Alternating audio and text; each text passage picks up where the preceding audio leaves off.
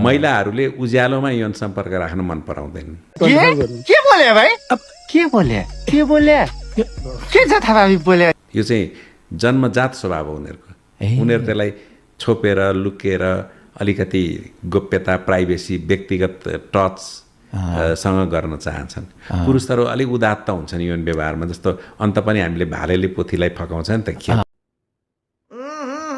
राजा जी अपनी शक्तियों का पूरा इस्तेमाल कर रहे हो, लेकिन लौंडा यहाँ नहीं रुक गर्छ, छोप्छ, घेर्छ भने जस्तै। तर पोथीले त लुकेर त्यसलाई चाहिँ उ गर्न खोज्छ। त्यसकारण पुरुष उज्यालोमा पनि यौन सम्पर्क गर्न सक्छ, तर महिलाहरूले चाहिँ गरिहाले पनि त्यो बाध्यतामूलक हुन्छ भनिन्छ।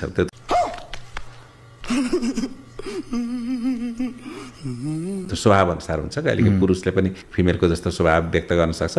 त्यो स्वभाव चाहिँ पुरुष स्वभाव र महिला स्वभाव हो। त्यस कारण मैले भन्न खोजेको के भने यौन प्रक्रिया सम्भोग चाहिँ अलिकति एउटा निश्चित हदपछि चाहिँ त्यो पर्दा पछाडि नै गरिने कुरा हो, कोठाभित्रै गरिने कुरा हो, अँध्यारोमै